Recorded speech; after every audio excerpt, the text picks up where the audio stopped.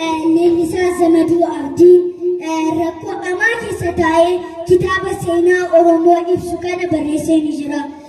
Nuti nu barreessee immoo uummataaf dhiyeessee ni jira. Kanaafiyyuu nuti immoo binnee anis illee bitee isinis bittanii dhaloota ofii keenyaaf dubbisnee dhaloota keenyattis dabarsuu qabna. Seenaa Oromoo sirriitti aanaan baruu qabna jedha. Ergaan kiyyaanii lammaffaan immoo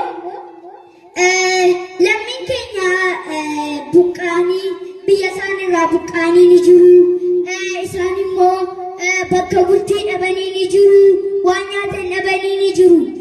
Isaaniif immoo lootariin tombolaa lammiitu lammiif jedhu qophaa'ee jira. Kanaafiyyuu artistoonni magaalaa Sabbataa irraa dhufan lootarii tombolaa lammiitu lammiif jedhu kana qabatanii waan jiraniif hundumti keenyayyuu bituu qabna. Nuti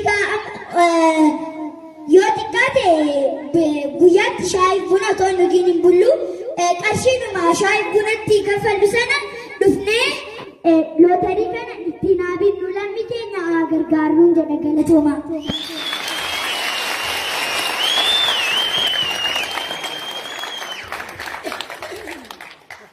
Seenet ግዛቸው ማል ጀቱን ሜ አከምቲ